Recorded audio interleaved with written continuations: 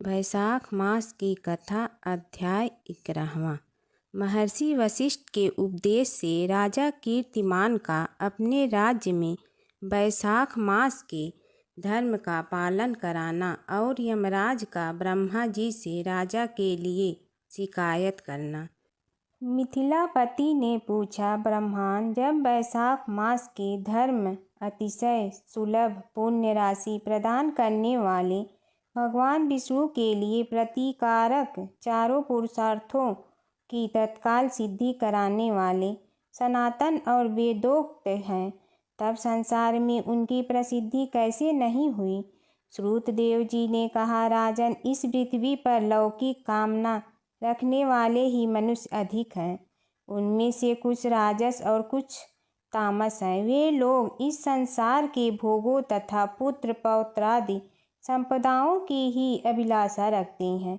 वहीं किसी प्रकार कभी बड़ी कठिनाई से कोई एक मनुष्य ऐसा मिलता है जो स्वर्ग लोक के लिए प्रयत्न करता है और इसलिए वह यज्ञ आदि पुण्य कर्मों का अनुष्ठान बड़े प्रयत्न से करता है, परंतु मोक्ष की उपासना प्रायः कोई नहीं करता। तुच्छ आशाएं लेकर बहुत से कर्मों का आयोजन करने वाले लोग प्रायः काम्य कर्मों के ही उपासक हैं।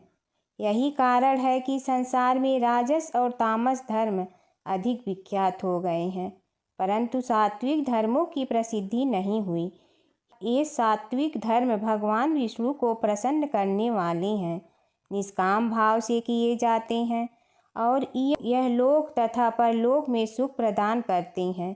देव माया से मोहित होने के कारण मूढ़ मनुष्य इन धर्मों को जानते ही नहीं है। पूर्व काल की बात है, काशीपुरी में कीर्तिमान नाम से विख्यात एक चक्रवर्ती राजा थे। वे इक्ष्वाकु वंश के भूषण तथा महाराज नृग के पुत्र थे। संसार में उनका बड़ा यश था। वे अपनी इंद्रियों पर और क्रोध पर विजय पा चुके थे। ब्राह्मणों के प्रति उनके मन में बड़ी भक्ति थी। राजाओं में उनका स्थान बहुत ऊंचा था। एक दिन वे मृग्या में आसक्त होकर महर्षि वशिष्ठ के आश्रम पर आए। बैसाख की चिलचिलाती हुई धूप में यात्रा करते हुए राजा ने मार्ग में देखा, महात्मा वशिष्ठ के शिष्य जगह जगह अनेक प्रकार के कार्यों में विशेष तत्परता के साथ संलग्न थे। वे कहीं पौसला बनाते थे और कहीं छाया मंडप, किनारे पर झरनों के जल को रोककर स्वच्छ बावली बनाते थे। कहीं वृक्षों के नीचे बैठे हुए लोगों को वे पंखा डुलाकर हवा करते थे, कहीं ऊख देते, कहीं सुगंधित पदार्थ भेंट करते और कहीं फल देते थे। दोपहरी में लोगों को छाता देते और संध्या के समय शरबत। कोई शिष्य घनी छाया वाले वन में झाड़ बुहार कर साफ किए हुए आश्रम के प्रांगणों में हितकारक बालुका बिछाते थे और कुछ लोग वृक्षों की शाखा में झूला लटकाते थे। उन्हें देखकर राजा ने पूछा, आप लोग कौन हैं? उन्होंने उत्तर दिया, हम लोग महर्षि वशिष्ठ के शिष्य हैं। राजा ने पूछा, यह सब क्या हो रहा है? वे बोले, ये वैशाख मास में कर्तव्य रूप से बताए गए धर्म हैं, जो धर्म अर्थ काम मोक्ष चारों पुरुषार्थों के साधक हैं। हम लोग गुरुदेव वशिष्ठ की आज्ञा से इन धर्मों का पालन करते हैं। राजा ने पुनः पूछा, इनके अनुष्ठान से मनुष्यों को कौन सा फल मिलता है? किस देवता की प्रसन्नता होती है? उन्होंने उत्तर दिया, हमें इस समय यह बताने के लिए अवकाश नहीं है। आप गुरु जी से ही यथोचित प्रश्न कीजिए। वे महायशस्वी महर्षि इन धर्मों को यथार्थ रूप से जानते हैं। शिष्यों से ऐसा उत्तर पाकर राजा शीघ्र ही महर्षि वशिष्ठ के पवित्र आश्रम पर, जो विद्या और योग शक्ति से संपन्न था, राजा को आते देख महर्षि वशिष्ठ मन ही मन बड़े प्रसन्न हुए। उन्होंने सेवकों सहित महात्मा राजा का विधि पूर्वक आतिथ्य सत्कार किया। जब वे आराम से बैठ गए तब गुरु वशिष्ठ से प्रसन्नता पूर्वक बोले, भगवान, मैंने मार्ग में आपके शिष्यों द्वारा परम आश्चर्यमय शुभ कर्मों का अनुष्ठान होते देखा है, किंतु उसके संबंध में जब प्रश्न किया तब उन्होंने दूसरी कोई बात न बताकर आपके पास जाने की आज्ञा दी। उनकी आज्ञा के अनुसार मैं इस समय आपके समीप आया हूँ। मेरे मन में उन धर्मों को सुनने की बड़ी इच्छा है, अतः आप मुझसे उनका वर्णन करें। तब महायशस्वी वशिष्ठ जी ने प्रसन्नतापूर्वक कहा, राजन, तुम्हारी बुद्धि को उत्तम शिक्षा मिली है, अतः उसने यह उत्तम निश्चय किया है भगवान विष्णु की कथा के श्रवण और भागवत धर्मों के अनुष्ठान में जो तुम्हारी बुद्धि की अत्यंतिक प्रवृत्ति हुई है, यह तुम्हारे किसी पुण्य की फल है जिसने वैशाख मास में बताए हुए महाधर्मों द्वारा भगवान श्री हरि की आराधना की है।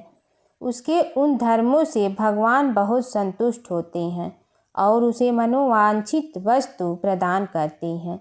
संपूर्ण जगत के स्वामी भगवान लक्ष्मीपति समस्त पाप राशि का विनाश करने वाले हैं।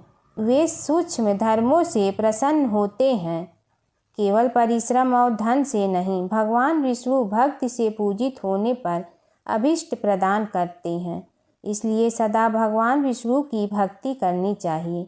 जगदीश्वर श्री हरि जल से भी पूजा करने पर अशेष क्लेश का नाश करते हैं और शीघ्र प्रसन्न होते हैं। वैशाख मास में बताए हुए ये धर्म थोड़े से परिश्रम द्वारा साध्य होने पर भी भगवान विष्णु के लिए प्रतिकारक एवं शुभ होने के कारण अधिक व्यय से सिद्ध होने वाले बड़े बड़े यज्ञादि कर्मों का भी तिरस्कार करने वाले हैं। अतः भूपाल, तुम भी वैशाख मास में बताए हुए धर्मों का पालन करो और तुम्हारे राज्य में निवास करने वाले अन्य सब लोगों से भी उन कल्याणकारी धर्मों का पालन कराओ। इस प्रकार से वैशाख धर्म के पालन की आवश्यकता को शास्त्रों और युक्तियों से भली भांति सिद्ध करके वशिष्ठ जी ने वैशाख मास के सब धर्मों का राजा के समक्ष वर्णन किया। उन सब धर्मों को सुनकर राजा ने गुरु का भक्ति भाव से पूजन किया और घर आकर वे सब धर्मों का विधि पूर्वक पालन करने लगे। देवाधिदेव भगवान विष्णु में भक्ति रखते हुए राजा कीर्तिमान देवेश्वर पद्मनाभ के अतिरिक्त और किसी देवता को नहीं देखते थे। उन्होंने हाथी की पीठ पर नगाड़ा रखकर सिपाहियों से अपने राज्य भर में डंके की चोट यह घोषणा करा दी कि मेरे राज्य में जो 8 वर्ष से अधिक की आयु वाला मनुष्य है, उसकी आयु जब तक 80 वर्ष की न हो जाए तब तक मेष राशि में सूर्य के स्थित होने पर यदि वह प्रातःकाल स्नान नहीं करेगा तो मेरे द्वारा दंडनीय, वध्य तथा राज्य से निकाल देने योग्य समझा जाएगा। यह मेरा निश्चय आदेश है। पिता पुत्र पत्नी अथवा सुहृदय जो कोई भी वैशाख धर्म का पालन नहीं करेगा वह चोरी की भांति दंड का पात्र समझा जाएगा। प्रातःकाल शुभ जल में स्नान करके श्रेष्ठ ब्राह्मणों को दान करना चाहिए। तुम सब लोग अपनी शक्ति के अनुसार पौशला और दान आदि धर्मों का आचरण करो। राजा कीर्तिमान ने प्रत्येक ग्राम में धर्म का उपदेश करने वाले एक एक ब्राह्मण को बसाया।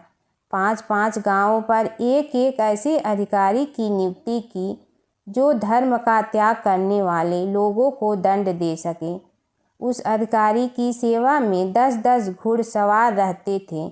इस प्रकार चक्रवर्ती नरेश के शासन से सर्वत्र और सब देशों में यह धर्म का पौधा प्रारंभ हुआ और आगे चलकर खूब बढ़े हुए वृक्ष के रूप में परिणत हो गया। उस राजा के राज्य में जो लोग मर जाते थे वे भगवान विष्णु के धाम में जाते थे। वहाँ के मनुष्यों को विष्णु लोक की प्राप्ति निश्चित थी। एक बार भी वैशाख स्नान कर लेने से मनुष्य यमराज के पास नहीं जाता। अपने धर्मा अनुकूल कर्म में स्थित हुए सब लोगों के विष्णु लोक में चले जाने से यमपुरी के सब नरक खाली हो गए। वहाँ एक भी पापी प्राणी नहीं रह गया। वैशाख मास के प्रभाव से यमपुरी के मार्ग की यात्रा ही बंद हो गई। सब मनुष्य दिव्य आकृति धारण करके भगवान के धाम में जाने लगे। देवताओं के जो लोक हैं वे सब भी शून्य हो गए। स्वर्ग और नरक दोनों के शून्य हो जाने पर एक दिन नारद जी ने धर्मराज के पास जाकर कहा, धर्मराज, आपके इस नरक में अब पहले जैसा कोलाहल नहीं सुनाई पड़ता। पहले की भांति पाप कर्मों का लेखा भी नहीं लिखा जा रहा है। चित्रगुप्त जी तो ऐसे मौन भाव से बैठे हुए हैं जैसे कोई मुनि हो। महाराज, इसका कारण तो बताइए। महात्मा नारद के ऐसा कहने पर राजा यम ने कुछ दीनता के स्वर में कहा, नारद, इस समय पृथ्वी पर जो यह राजा राज्य करता है वह पुराण पुरुषोत्तम भगवान विष्णु का बड़ा भक्त है। उसके भय से कोई भी मनुष्य कभी वैशाख मास का उल्लंघन नहीं करता। उस पुण्य कर्म के प्रभाव से सभी भगवान विष्णु के परम धाम में चले जाते हैं। मुनि श्रेष्ठ, उस राजा ने इस समय मेरे लोक का मार्ग लुप्त सा कर रखा है। स्वर्ग और नरक दोनों को शून्य बना दिया है। अतः ब्रह्मा जी के समीप जाकर यह सब समाचार उनसे निवेदन करके तभी मैं स्वस्थ हो जाऊंगा। ऐसा निश्चय करके यमराज ब्रह्मा जी के लोक में गए और वहां बैठे हुए उन ब्रह्मा जी का दर्शन किया जिनका आश्रय ध्रुव है, जो इस जगत के बीज तथा सब लोकों के पितामह हैं और समस्त लोकपाल, दिक्पाल तथा देवता जिनकी उपासना करते हैं। ब्रह्मा जी ने यमराज को देखा और यमराज ब्रह्मा जी के आगे पृथ्वी पर गिर पड़े। फिर यमराज ने कहा, कमलासन, काम में लगाया हुआ जो पुरुष स्वामी की आज्ञा ठीक ठीक पालन नहीं करता और उसका धन लेकर भोगता है वह काठ का कीड़ा होता है। जो बुद्धिमान मनुष्य लोभवश स्वामी के धन का उपभोग करता है वह 300 कल्पों तक तिर्यक योनि रूप नरक में जाता है।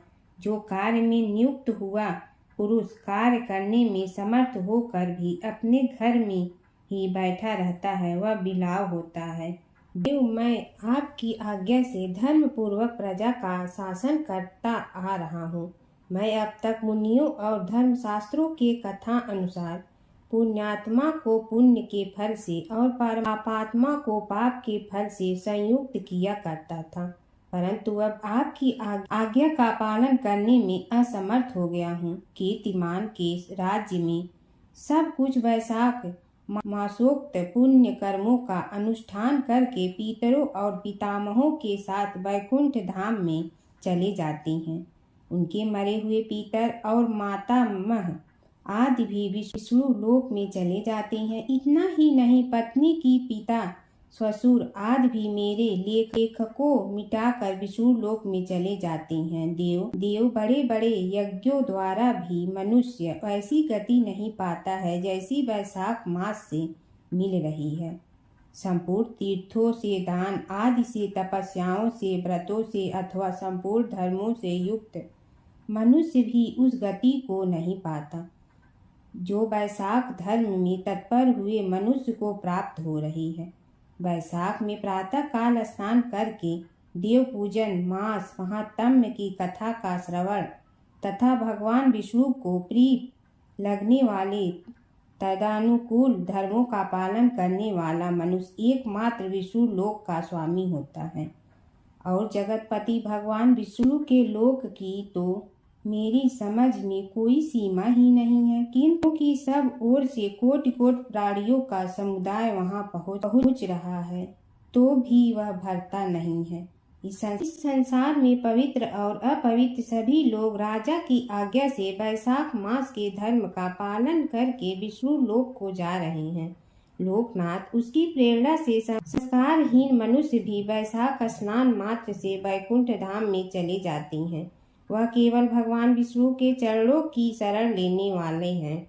जान पड़ता है वह समस्त संसार को विष्णु लोक में पहुंचा देगा। जो पुत्र, धर्म, अर्थ, काम और मोक्ष के प्रतिकूल चलता हो वह पृथ्वी पर माता के पेट से पैदा हुआ रोग है। वह अधम पुरुष अपनी माता का घात करने वाला कहा जाता है। किंतु राजा कीर्तिमान की माता और उसकी पत्नी का पुण्य संसार में विख्यात है। उसकी माता एकमात्र वीर जननी है और वह राजा निश्चय ही संसार में बहुत बड़ा वीर है।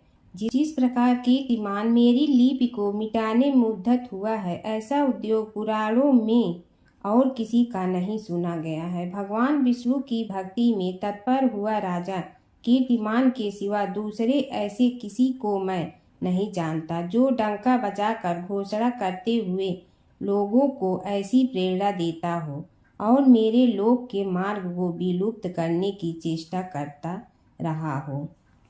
वैशाख मास की बंदरी की कथा। एक समय की बात है, एक गांव के पास घने जंगल में एक बंदरी मादा बंदर रहती थी। वह बहुत चंचल थी, लेकिन उसका स्वभाव थोड़ा स्वार्थी भी था। उसे खाने पीने और मौज मस्ती के अलावा किसी बात की चिंता नहीं रहती थी। वैशाख मास शुरू हुआ। गांव के लोग सुबह सुबह नदी में स्नान करते, दान पुण्य करते और पेड़ों को पानी देते। उसी जंगल में एक बूढ़ी गाय और एक गरीब चिड़िया भी रहती थी। वे दोनों रोज सुबह उठकर पास के पीपल और अन्य पेड़ों को पानी देती और भगवान का स्मरण करती। बंदरी यह सब देखकर हंसती और कहती, तुम लोग ये सब व्यर्थ काम क्यों कर रही हो?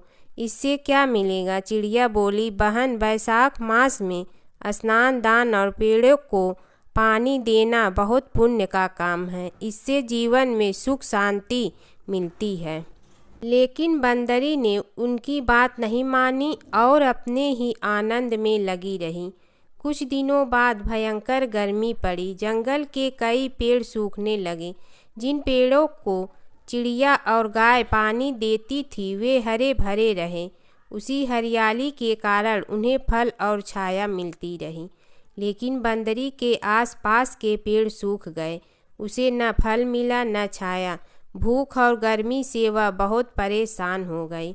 अब उसे अपनी गलती का एहसास हुआ। वह रोते हुए चिड़िया और गाय के पास गई और बोली, मुझे माफ़ कर दो, मैंने तुम्हारी बात नहीं मानी। अब मैं भी अच्छे काम करना चाहती हूँ। चिड़िया और गाय ने उसे समझाया, कोई बात नहीं, देर से ही सही, लेकिन सही रास्ते पर आना ही सबसे बड़ी बात है। उस दिन से बंदरी भी रोज़ सुबह उठकर स्नान करने लगी, पेड़ों को पानी देने लगी और भगवान का नाम जपने लगी। धीरे धीरे उसका जीवन भी सुधर गया। उसे भोजन, छाया और मन की शांति मिलने लगी। जो व्यक्ति वैशाख मास में स्नान, दान और सेवा करता है उसे सुख समृद्धि मिलती है। धर्मराज जी की कथा। दो सेठानियाँ थीं। एक के घर में धन बहुत था पर वह कंजूस थी। दूसरी के पास धन थोड़ा कम था पर मन से वह बहुत अमीर थी। रोज सवेरे उठती, गंगा स्नान करती, तुलसी माता, बड़, पीपल सींचने, भगवान के मंदिर जाके पूजा करती। धर्मराज सूरज भगवान की कहानी सुनती, भगवान के भोग लगाकर अतिथि को जिमाती, गाय कुत्ता के लिए ग्रास निकालती। दूसरी सेठानी इस धर्मात्मा को देखकर हंसती और कहती, पता नहीं दिन भर क्या करती रहती है।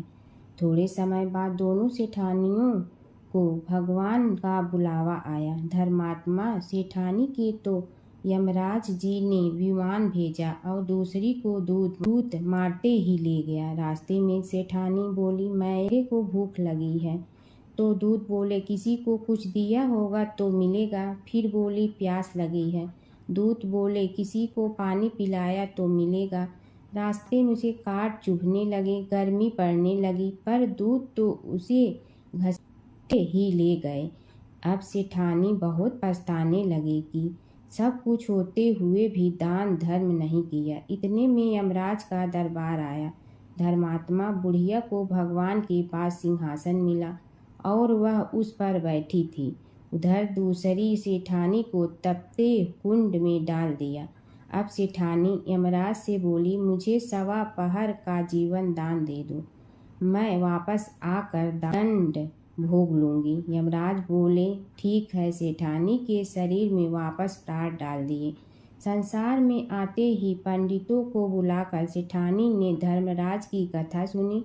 सब तरह से धर्म किया। इतने में समय पूरा हो गया। अब की बार विमान आया। सवा पहर के दान धर्म से सेठानी को स्वर्ग मिला। तुलसी माता की कथा। पुरानी समय की बात है। एक परम सुंदर और पतिव्रता स्त्री थी जिनका नाम था वृंदा।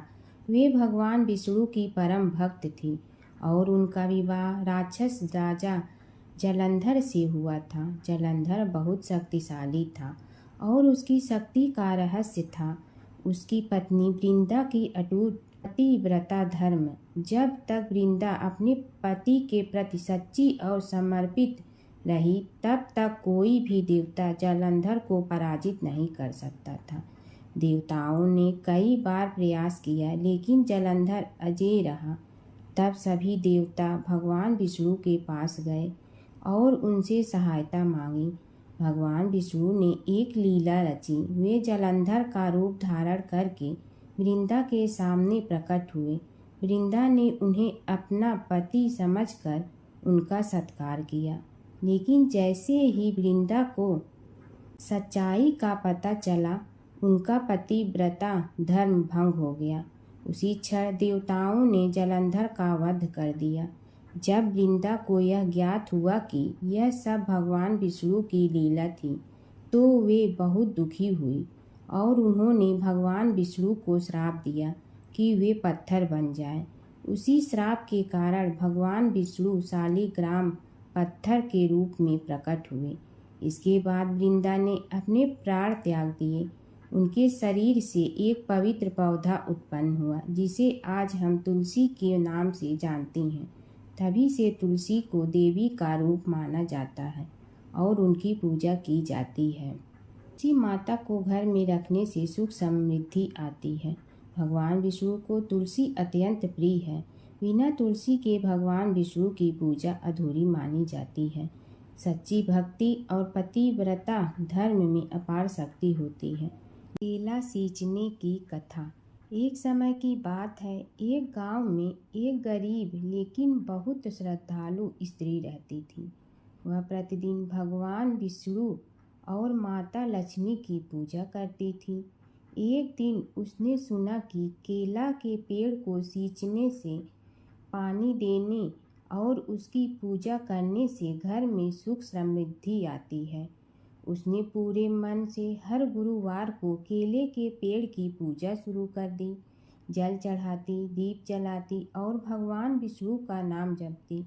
कुछ समय बाद उसकी भक्ति से प्रसन्न होकर भगवान विष्णु एक साधु के रूप में उसके घर आए। उन्होंने उसकी परीक्षा लेने के लिए भोजन मांगा। गरीब होने के बावजूद उस स्त्री ने अपने पास का सारा भोजन साधु को प्रेम से दे दिया। साधु, जो वास्तव में भगवान विष्णु थे, उसकी भक्ति और सेवा से बहुत प्रसन्न हुए और उसे आशीर्वाद दिया, तुम्हारे घर में कभी धन धान्य की कमी नहीं होगी।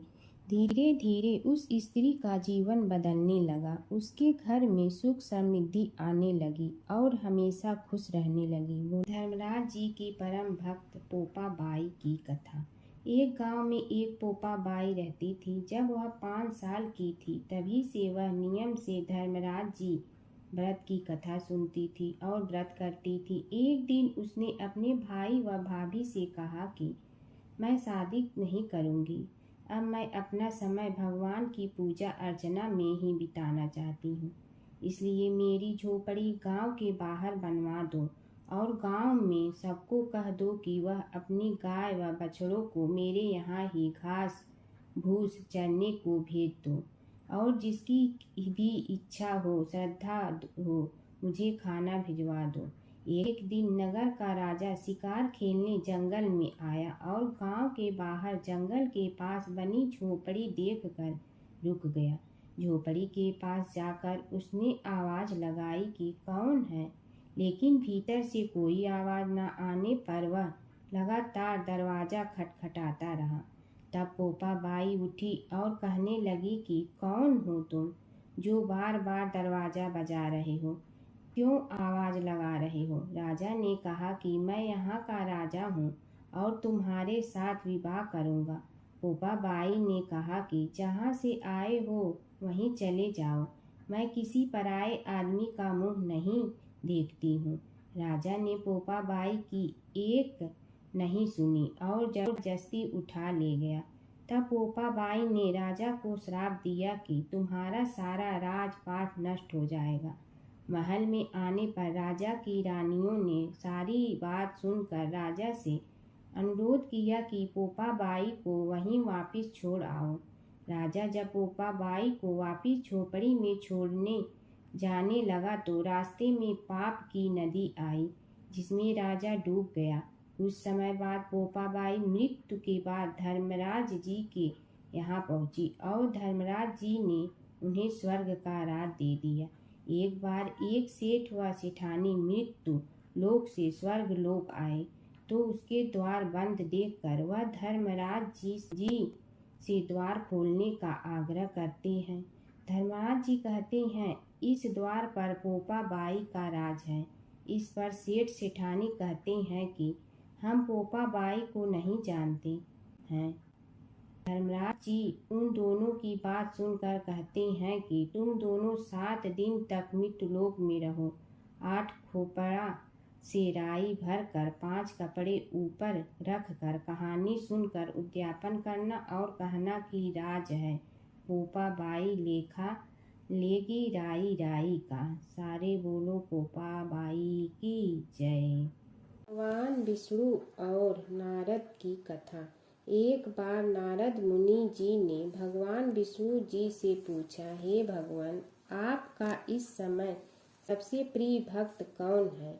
अब विष्णु तो भगवान हैं, सो झट से समझ गए अपने भक्त नारद मुनि की बात और मुस्कुरा कर बोले, मेरा सबसे प्रिय भक्त उस गांव का एक किसान है। यह सुनकर नारद मुनि जी थोड़ा निराश हुए और फिर से एक प्रश्न किया, हे भगवान, आपका बड़ा भक्त तो मैं हूँ, तो फिर सबसे प्रिय क्यों नहीं।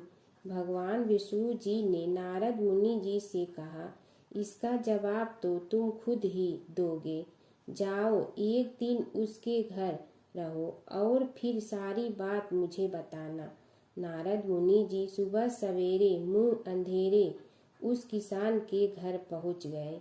देखा अभी अभी किसान जगा है और उसने अब सबसे पहले अपने जानवरों को चारा देता, फिर मुंह धोता, दैनिक कार्यों से निवृत्त होता, जल्दी जल्दी भगवान का नाम लिया, रूखी सूखी रोटी खाकर जल्दी जल्दी अपने खेतों पर चला गया।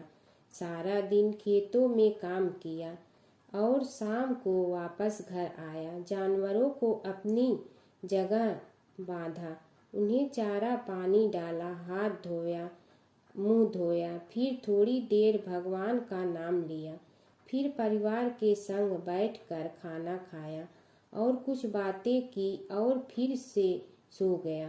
अब सारा दिन यह सब देखकर नारद मुनि जी भगवान विष्णु के पास वापिस आए और बोले, भगवान, मैं आज सारा दिन उस किसान के संग रहा, लेकिन वो तो ढंग से आपका नाम भी नहीं ले सकता।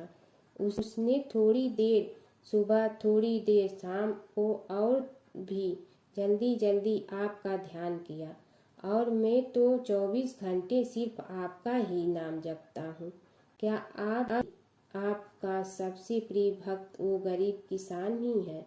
भगवान विष्णु जी ने नारद की बात सुनकर कहा, अब इसका जवाब भी तुम मुझे खुद ही देना।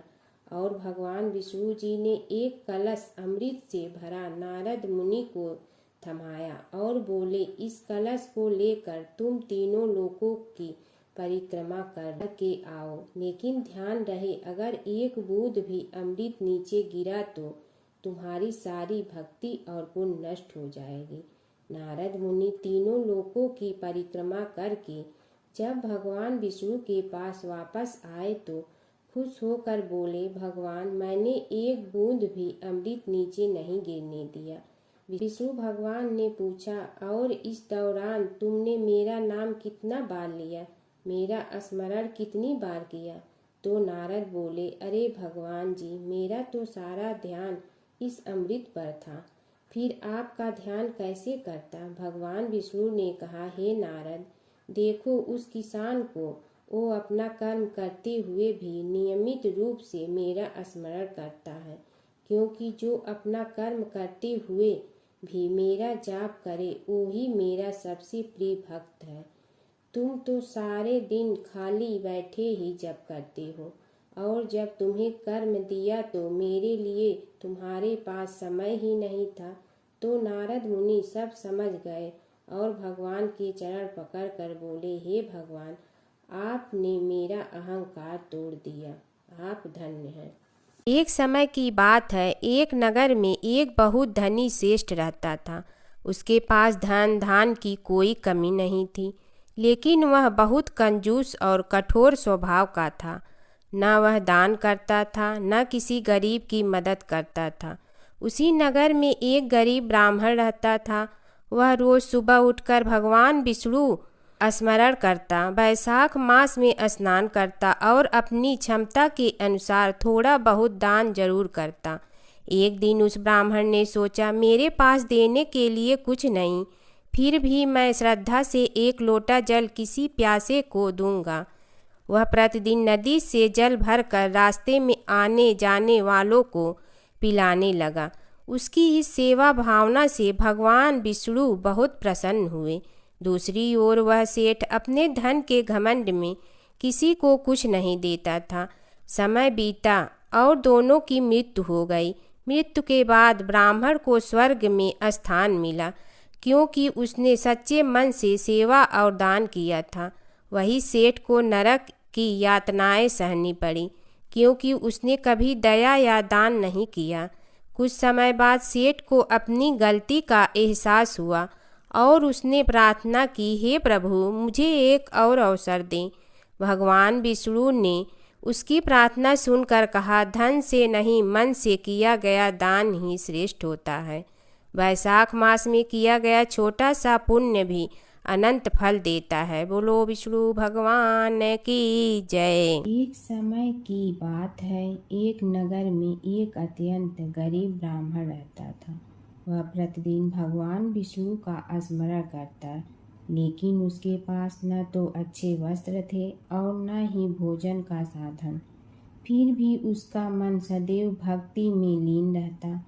वैशाख मास आने पर उसने संकल्प लिया, मैं इस पूरे महीने स्नान, दान और पूजा अवश्य करूँगा, चाहे कुछ भी हो जाए।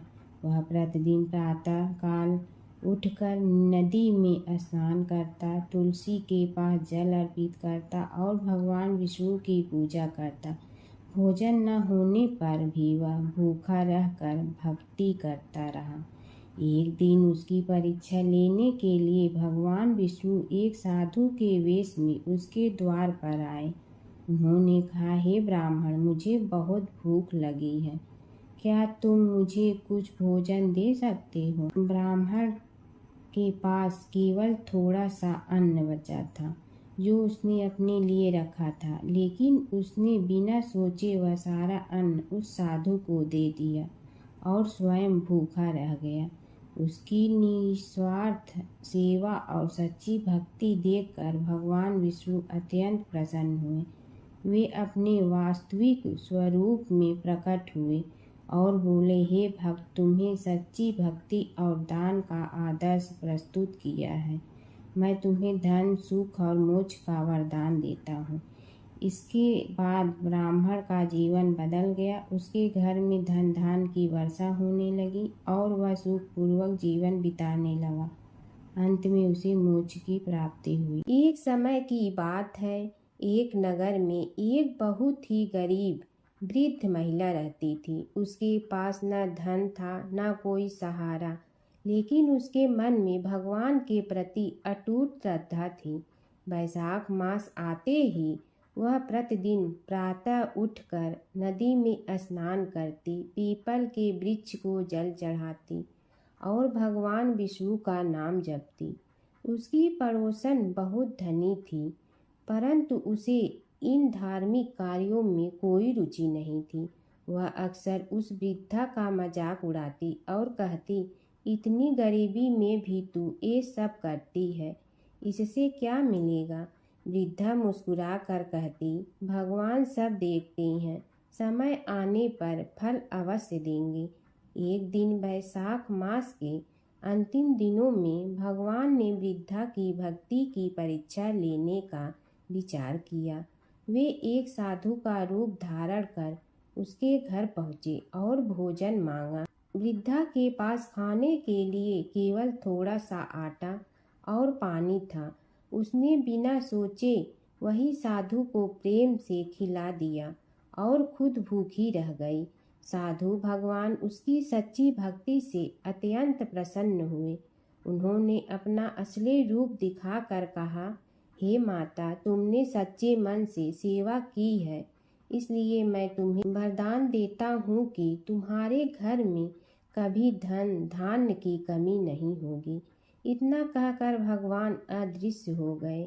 अगले ही दिन से वृद्धा के घर में सुख समृद्धि आने लगी। यह देखकर पड़ोसन को अपनी गलती का एहसास हुआ। वह भी वैशाख मास में स्नान, पूजा और दान करने लगी। एक बूढ़ा ब्राह्मण था। वह रोज पीपल को जल से सींचता था। पीपल में से रोज एक लड़की निकलती और कहती, पिताजी मैं आपके साथ जाऊंगी। यह सुनते सुनते बूढ़ा दिन ब दिन कमजोर होने लगा। तो बुढ़िया ने पूछा कि क्या बात है? बूढ़ा बोला कि पीपल से एक लड़की निकलती है और कहती है कि वह भी मेरे साथ चलेगी। बुढ़िया बोली कि कल ले आना उस लड़की को, जहाँ 6 लड़कियां पहले से ही हमारे घर में है, वहाँ 7वीं लड़की और सही। अगले दिन बूढ़ा उस लड़की को घर ले आया। घर लाने के बाद बूढ़ा ब्राह्मण आटा मांगने गया तो उसने पहले दिनों की अपेक्षा आज ज़्यादा आटा मिला था। जब बुढ़िया वह आटा छानने लगी तो लड़की ने कहा कि लाओ माँ, मैं छान देती हूँ। जब वह आटा छानने बैठी तो परात भर गई। उसके बाद माँ खाना बनाने जाने लगी तो लड़की बोली कि आज रसोई मैं बनाऊंगी। तो बुढ़िया बोली कि ना, तेरे हाथ जल जाएंगे। लेकिन लड़की नहीं मानी। वह रसोई में खाना बनाने गई तो उसने तरह तरह के 36 व्यंजन बना डाले और आज सभी ने भर पेट खाना खाया। इससे पहले वह आधा पेट भूखा ही रहते थे। रात हुई तो बुढ़िया का भाई आया और कहने लगा कि दीदी मैं तो खाना खाऊंगा। बुढ़िया परेशान हो गई कि अब खाना कहाँ से लाऊंगी। लड़की ने पूछा कि क्या बात है माँ? उसने कहा कि तेरा मामा आया है और रोटी खाएगा, लेकिन रोटी तो सबने खा ली है, अब उसके लिए कहाँ से लाऊंगी। लड़की बोली कि तू चिंता मत कर माँ, मैं बना दूंगी। और वह रसोई में गई और मामा के लिए 36 व्यंजन बना दी। मामा ने भरपेट खाया और कहा भी कि ऐसा खाना इससे पहले उसने कभी नहीं खाया है।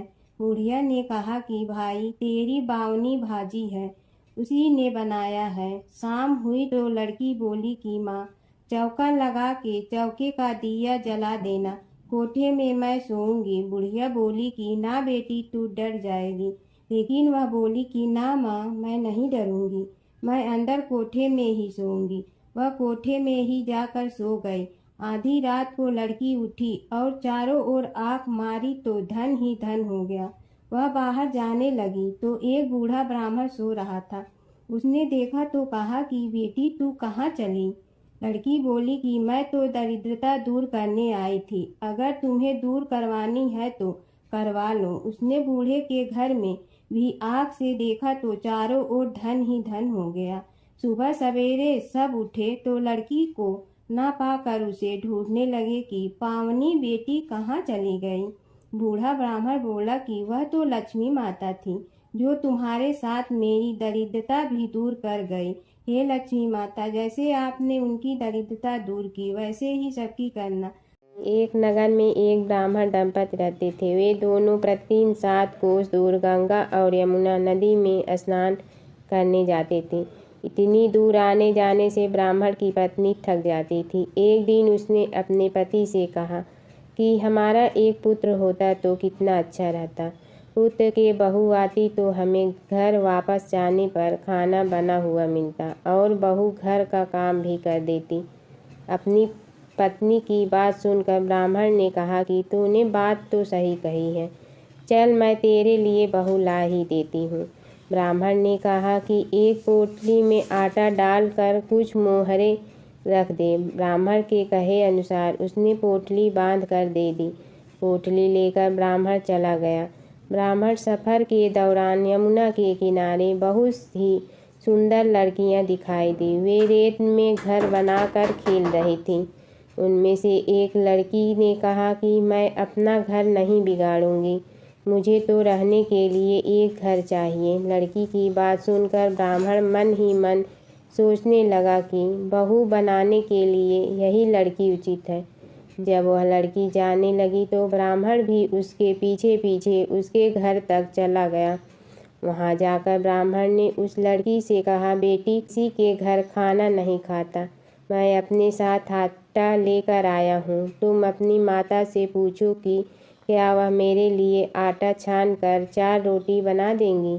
यदि वह मेरा आटा छान कर रोटी बनाएंगी तो ही मैं रोटी खा लूँगा। लड़की ने जाकर अपनी माँ को ये सारी बात बताई। माँ ने कहा, उचित है, जाकर ब्राह्मण देव से कह दो कि वह अपना आटा दे, मैं रोटी बना दूंगी। जब वह आटा छानने लगी तो आटे में से मोहरे निकली। वह सोचने लगी कि जिसके आटे में इतनी मोहरे हैं उसके घर में कितनी मोहरे होंगी। जब ब्राह्मण खाना खाने बैठा तो लड़की की माँ ने उस ब्राह्मण से पूछा, क्या आपका कोई लड़का है और क्या आप उस लड़के की सगाई करने जा रहे हो।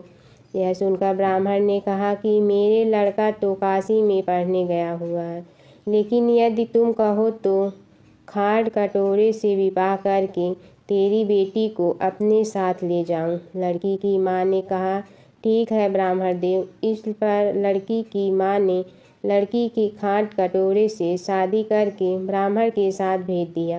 ब्राह्मण ने घर आकर कहा, रामू की माँ, दरवाज़ा खोल कर देख, मैं तेरे लिए बहू लेकर आया हूँ। ब्राह्मण की पत्नी भीतर से ही बोली, हमारे तो कोई बेटा बेटी नहीं है, तो बहू कहाँ से आए। दुनिया ताने मारती थी, अब आप भी मारने लगे। ब्राह्मण ने कहा, तू दरवाज़ा खोल कर तो देख।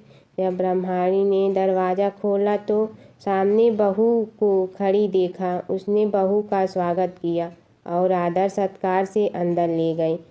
अब जब ब्राह्मण अपनी पत्नी के साथ नदी स्नान करने जाता तो पीछे से बहू घर का सारा काम करके और खाना बना कर रखती थी।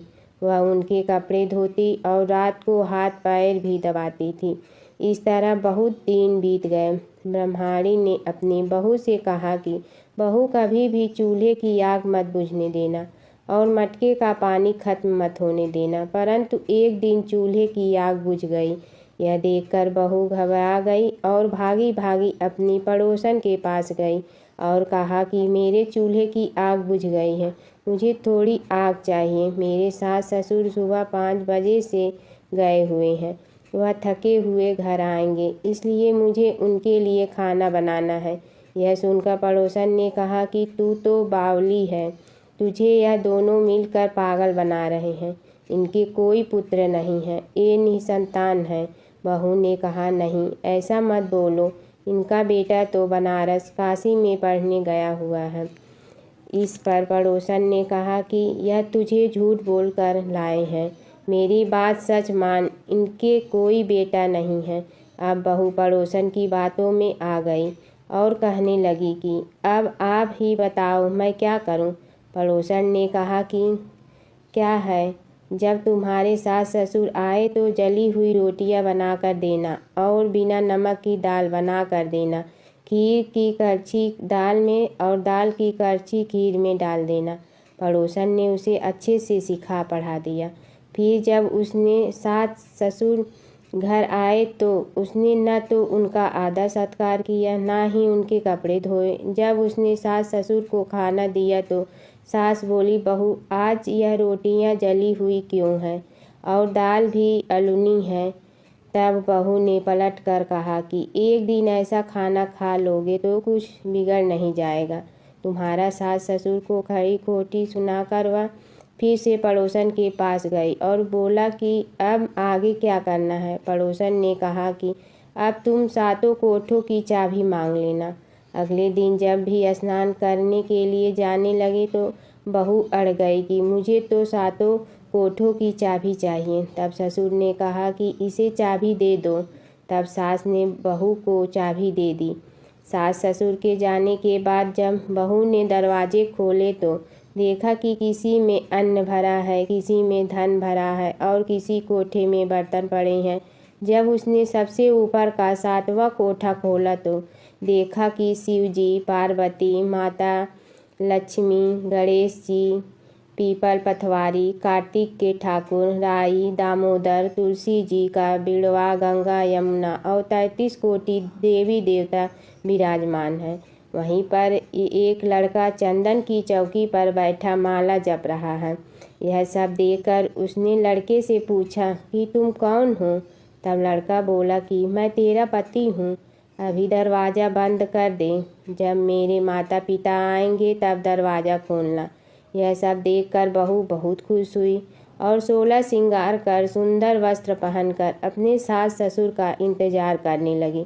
उसने अपने सास ससुर के लिए अच्छे अच्छे पकवान बनाए।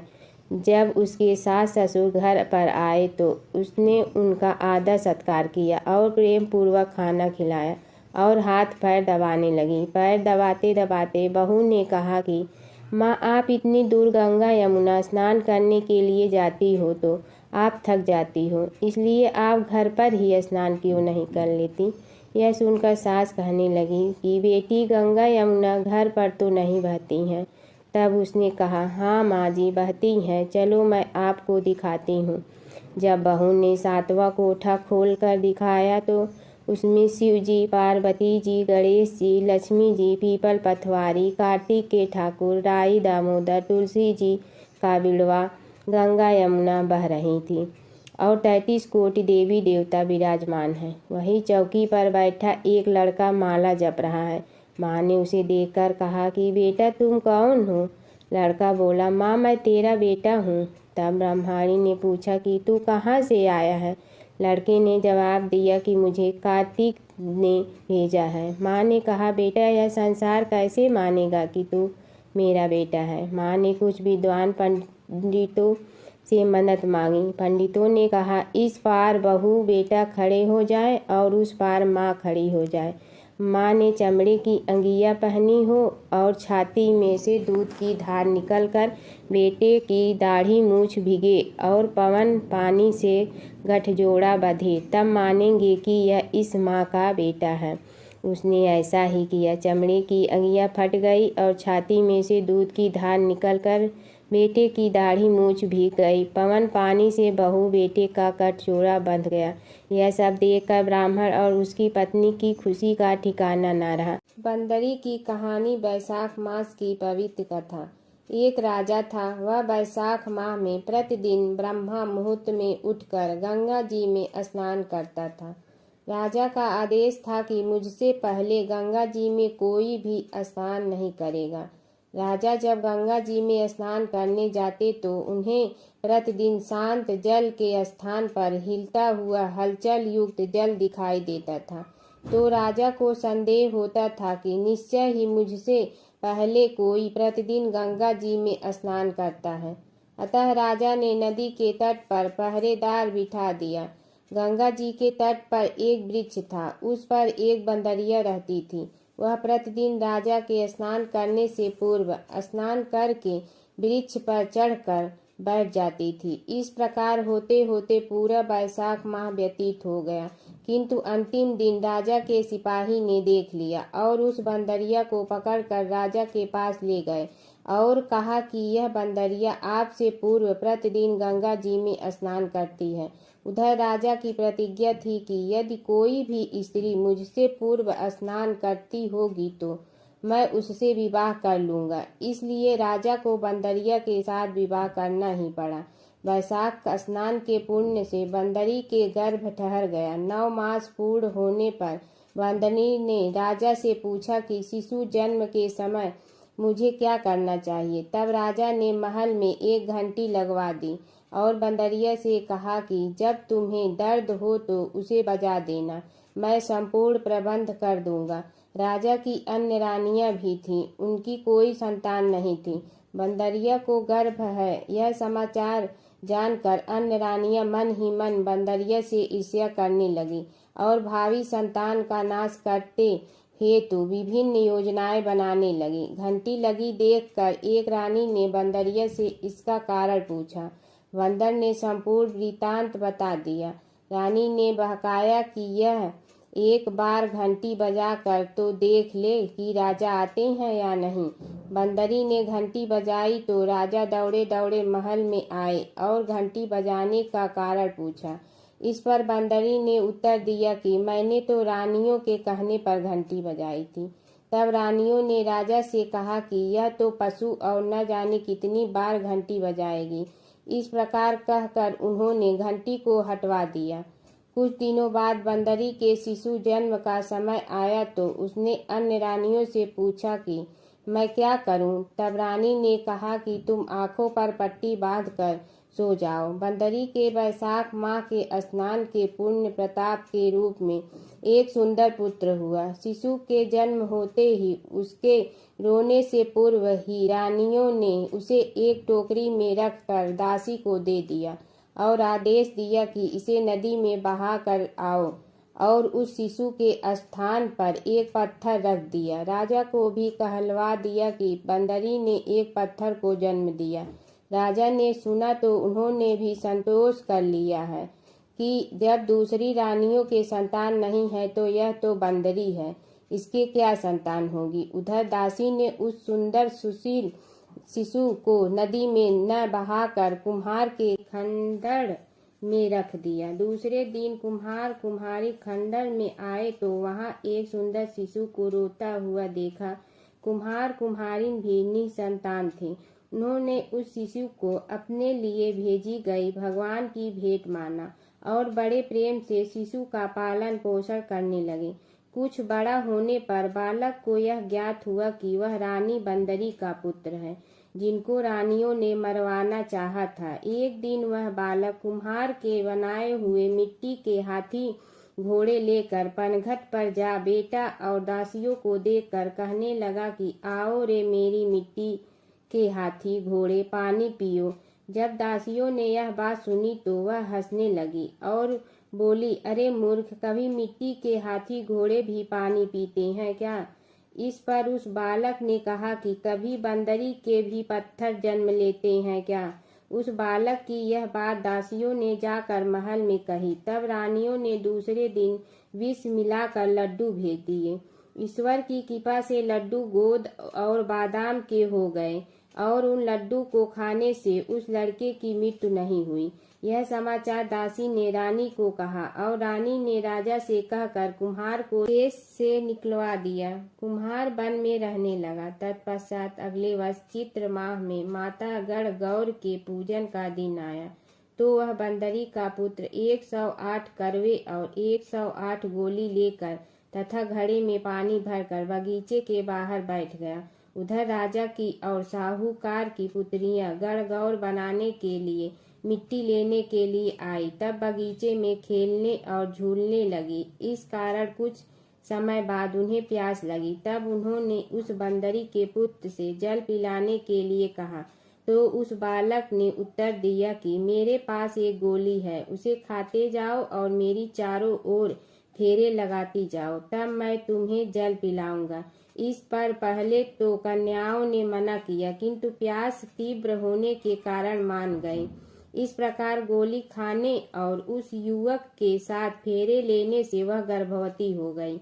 बाद में जब उनके माता पिता को यह ज्ञात हुआ तो वह सभी कुम्हार के पास आए और संपूर्ण वृत्तांत सुनाया तथा कहा कि तेरे पुत्र ने हमारी कन्याओं से विवाह किया है, अब तुम्हें इन्हें अपने पास रखना होगा। तब कुम्हार ने निर्धन होने के कारण असमर्थता व्यक्त की। 2 कन्याओं की माता पिता ने बहुत सारा धन देकर अपनी कन्याओं को कुम्हार के घर विदा किया और कुमार के घर 108 बहुएं आ गई और कालांतर में उनके 108 ही पोते हो गए।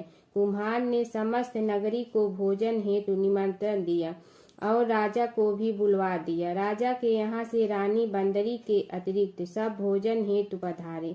तब राजकुमार राजा की आज्ञा लेकर बंदरी को लेने रथ पालकी लेकर गया और लाकर सभा में सबसे ऊंचे स्वर्ण आसन पर बैठाया। राजकुमार ने अपनी सभी पत्नियों को समझा दिया था कि बंदरी मुझे जन्म देने वाली माता है। एक एक बहू रानी बंदरी के चरण स्पर्श करती गई और एक एक सोने का सिक्का और पोते को गोद में देती गई। जब राजा और अन्य रानियों ने यह सब देखा तो कुम्हार के पुत्र से इसका कारण पूछा। रानियों को तो संदेह होने लगा कि यह अवश्य ही बंदरी का पुत्र है। इसलिए रानी और रूठ कर राजा को कहने लगी कि कुम्हार के पुत्र ने हमारा अपमान किया है और बंदरी का सम्मान किया है, अतः हम लौट कर जा रहे हैं। इधर राजा को पुत्र के जन्म का संपूर्ण रहस्य ज्ञात हो गया, इसलिए उन्होंने रानियों को देश निकाल दिया और अपनी सभी पुत्र वधू एवं पुत्रों को लेकर महल में आया और राजकुमार का राज तिलक हुआ। कुम्हार कुम्हारिन को राजकुमार ने महल में रहने के लिए निवेदन किया, किंतु वह नहीं माने। तब राजा ने उन्हें ढेर सारा धन दे दिया। वैशाख स्नान का इतना महत्व है तो सबको वैशाख स्नान करना चाहिए। बंदरी ने वैशाख स्नान किया तो उसे राजा का राज्य, पुत्र, बहुएं आदि प्राप्त हुई है। ईश्वर जैसे बंदरी को पुण्य मिले, इस प्रकार हमें भी पुण्य देना। गणेश और बुढ़िया माई की कथा। एक बुढ़िया थी, वह बहुत ही गरीब और दृष्टिहीन थी। उसके एक बेटा और बहू थी। वह बुढ़िया सदैव गणेश जी की पूजा किया करती थी। एक दिन गणेश जी प्रकट होकर उस बुढ़िया से बोले, बुढ़िया माँ, तू जो चाहे सो मांग ले। बुढ़िया बोली, मुझे तो मांगना नहीं आता, कैसे और क्या मांगूं? तब गणेश जी बोले, अपने बहू बेटे से पूछ कर मांग ले। तब बुढ़िया ने अपने बेटे से कहा, गणेश जी कहते हैं तू कुछ मांग ले, बता मैं क्या मांगूं? पुत्र ने कहा, माँ तू धन मांग ले। बहू से पूछा तो बहू ने कहा, नाती मांग ले। तब बुढ़िया ने सोचा कि ये तो अपने अपने मतलब की बात कर रहे हैं, अतः उस बुढ़िया ने पड़ोसन से पूछा तो उन्होंने कहा, बुढ़िया तू तो थोड़े दिन जियोगी, क्यों तू धन मांगो और क्यों नाती मांगे? तू तो अपनी आँखों की रोशनी मांग ले, जिससे तेरी जिंदगी आराम से कट जाए। इस पर बुढ़िया बोली, यदि आप प्रसन्न है तो मुझे 9 करोड़ की माया दे, निरोगी काया दे, अमर सुहाग दे, आँखों की रोशनी दे, नाती दे, पोता दे और सब परिवार को सुख दे और अंत में मोक्ष दे। यह सुनकर तब गणेश जी बोले, बुढ़िया माँ, तुमने तो हमें ठग लिया। फिर भी जो तूने मांगा है वचन के अनुसार सब तुझे मिलेगा। और यह कहकर गणेश जी अंतर ध्यान हो गए। उधर बुढ़िया माँ ने जो कुछ मांगा वह सब कुछ मिल गया। हे गणेश जी महाराज, जैसे तुमने उस बुढ़िया माँ को सब कुछ दिया वैसे ही सबको देना। बुढ़िया माई को मुक्ति दी तुलसी माता की कथा। एक बुढ़िया माई तुलसी जी को सींचती और कहती कि हे तुलसी माता, सत की दाता, मैं तेरा बिडला सींचती हूँ, मुझे बहू दे, पीताम्बर की धोती दे, मीठा मीठा घास दे, बैकुंठा में वास दे, चटक की चाल दे, पटक की मोद दे, चंदन का काठ दे, रानी सा राज दे, दाल भात का भोजन दे, 11 की मौत दे, कृष्ण जी का कंधा दे। तब तुलसी माता यह सुनकर सूखने लगी तो भगवान ने पूछा कि हे तुलसी, तुम क्यों सूख रही हो? तुलसी माता ने कहा कि एक बुढ़िया रोज आती है और यही बात कह जाती है, मैं सब बात तो पूरा कर दूंगी, लेकिन कृष्ण का कंधा कहाँ से लाऊंगी? तो भगवान बोले, जब वो मरेगी तो मैं अपने आप कंधा दे आऊँगा, तू बुढ़िया माई से कह देना। जब बुढ़िया माई मर गई, सब लोग आ गए। जब माई को ले जाने लगे तो वह किसी से न उठी। तब भगवान एक 12 बरस के बालक का रूप धारण करके आए। बालक ने कहा, मैं कान में एक बात कहूँगा तो बुढ़िया माई उठ जाएगी। बालक ने कान में कहा, बुढ़िया माई मन की निकाल ले, पीताम्बर की धोती ले, मीठा मीठा घास ले, बैकुंठा का वास ले, चटक की चाल ले, पटक की मोत ले, कृष्ण जी का कंधा ले। यह सुनकर बुढ़िया माई हल्की हो गई। भगवान ने कंधा दिया और बुढ़िया माई को मुक्ति मिल गई। हे तुलसी माता, जैसे बुढ़िया माई को मुक्ति दी वैसे सबको देना। एक समय की बात है कि विष्णु भगवान का विवाह लक्ष्मी जी के साथ निश्चित हो गया। विवाह की तैयारी होने लगी। सभी देवताओं को निमंत्रण भेजे गए, परंतु गणेश जी को निमंत्रण नहीं दिया। कारण जो भी रहा हो, अब भगवान विष्णु की बारात जाने का समय आ गया। सभी देवता अपनी पत्नियों के साथ विवाह समारोह में आए। उन सब ने देखा कि गणेश जी कहीं दिखाई नहीं दे रहे हैं। तब वे आपस में चर्चा करने लगे कि क्या गणेश जी को कोई न्योता नहीं दिया है या स्वयं गणेश जी ही नहीं आए हैं। सभी को इस बात पर आश्चर्य होने लगा। तभी सब ने विचार किया कि विष्णु भगवान से ही इसका कारण पूछा जाए। विष्णु भगवान से पूछने पर उन्होंने कहा कि हमने गणेश जी के पिता भोलेनाथ महादेव को न्योता भेजा है। यदि गणेश जी अपने पिता के साथ आना चाहते हैं तो आ जाते। अलग से न्योता देने की कोई आवश्यकता भी नहीं थी। दूसरी बात यह है कि उनको 1.25 मन मूंग, 1.25 मन चावल, 1.25 मन घी और 1.25 मन लड्डू का भोजन दिन भर में चाहिए। यदि गणेश जी नहीं आएंगे तो कोई बात नहीं। दूसरे के घर जाकर इतना सारा खाना पीना अच्छा भी नहीं लगता। इतनी वार्ता कर ही रहे थे कि किसी एक ने सुझाव दिया, यदि गणेश जी आ भी जाए तो उनके द्वारपाल बनाकर बैठा देंगे कि आप घर की याद रखना। आप तो चूहे पर बैठकर धीरे धीरे चलोगे तो बारात से बहुत पीछे रह जाओगे। यह सुझाव भी सबको पसंद आ गया तो विष्णु भगवान ने भी अपनी सहमति दे दी। होना क्या था कि इतने में गणेश जी वहां आ पहुंचे और उन्हें समझा बुझाकर घर की रखवाली करने बैठा दिया गया। बारात चल रही थी, तब नारद जी ने देखा कि गणेश जी तो दरवाजे पर ही बैठे हुए हैं। तो वे गणेश जी के पास गए और रुकने का कारण पूछा। गणेश जी कहने लगे कि विष्णु भगवान ने मेरा बहुत अपमान किया है। नारद जी ने कहने लगे कि अपनी मूसक देना को आगे भेज दे तो वह रास्ता खोद देगी, जिससे उनके वाहन धरती में धंस जाएंगे।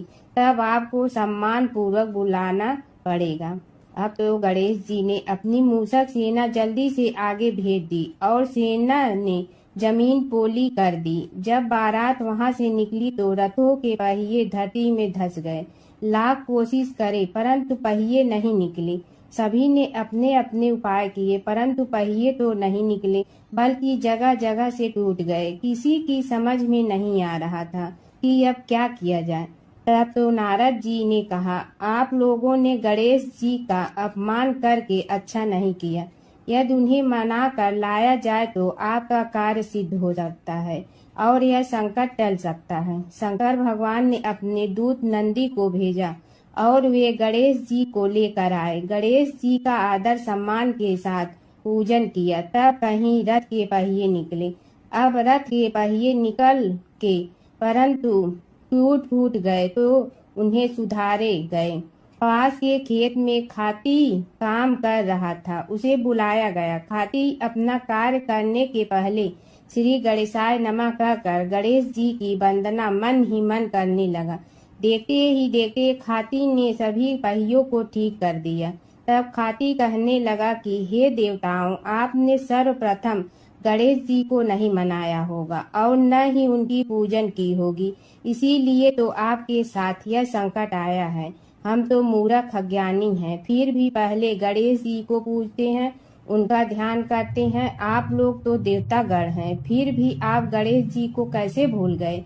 अब आप लोग भगवान श्री गणेश जी की जय बोलकर जाएं तो आपके सब काम बन जाएंगे और संकट कट जाएंगे। ऐसा कहते हुए बारात वहां से चल दी और विष्णु भगवान को लक्ष्मी जी के साथ विवाह संपन्न करा के सभी सकुशल घर लौट आए। हे गणेश जी महाराज, आपने विष्णु को जैसे कारज सारियो ऐसे कारज सबको सिद्ध कर जो। बोलो गजानन भगवान की जय। प्राचीन काल की बात है। एक नगर में धर्मपाल नाम का एक निर्धन किंतु अत्यंत धर्मनिष्ठ व्यक्ति रहता था।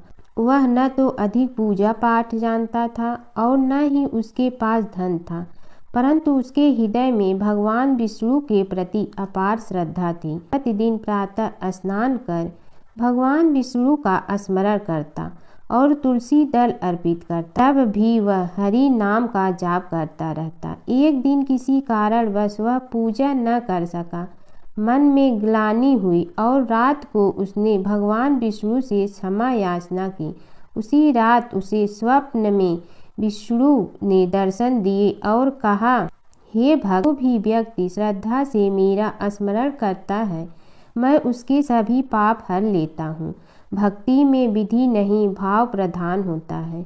कुछ समय बाद धर्मपाल के जीवन की सभी कठिनाइयाँ दूर हो गई। उसके घर में सुख शांति और समृद्धि आ गई। अंत समय में उसे वैकुंठ लोक की प्राप्ति हुई। विष्णु भगवान की कथा। एक नगर में एक सेठ व एक सेठानी रहते थे और सेठानी रोज विष्णु भगवान की पूजा करती थी। सेठ को उसका पूजा करना बिल्कुल अच्छा नहीं लगता था। इसी वजह से एक दिन सेठ ने सेठानी को घर से निकाल दिया। घर से निकलने पर वह जंगल की ओर गई तो देखा 4 आदमी मिट्टी खोदने का काम कर रहे थे। उसने कहा कि मुझे नौकरी पर रख लो। उन्होंने उसे रख लिया, लेकिन मिट्टी खोदने से सेठानी के हाथों में छाले पड़ गए और उसके बाल भी उड़ गए। वह आदमी कहते हैं कि बहन, लगता है तुम किसी अच्छे घर की महिला हो। तुम्हें काम करने की आदत नहीं है। तुम एक काम रहने दो और हमारे घर का काम कर लिया करो। वह चारों आदमी उसे अपने साथ घर ले गए और वह 4 मुट्ठी अनाज लाते और सभी बांट कर खा लेते। एक दिन सेठानी ने कहा कि कल से 8 मुट्ठी अनाज लाना। अगले दिन वह 8 मुट्ठी अनाज लाए और सेठानी पड़ोसन से आग मांग लाई। उसने भोजन बनाया, विष्णु भगवान को भोग लगाया, फिर सभी को खाने को दिया। सारे भाई बोले कि बहन, आज तो भोजन बहुत स्वादिष्ट बना है। सेठानी ने कहा कि भगवान का जूठा है तो स्वाद तो होगा ही। सेठानी के जाने के बाद सेठ भूखा रहने लगा और आस पड़ोस के सारे लोग कहने लगे कि ये तो सेठानी के भाग्य से खाता था। एक दिन सेठ अपनी सेठानी को ढूंढने चल पड़ा। उसने ढूंढते हुए वह भी उस जंगल में पहुंच गया जहां वह चारों आदमी मिट्टी खोद रहे थे। सेठ ने उन्हें देखा तो कहा कि भाई, मुझे भी काम पर रख लो।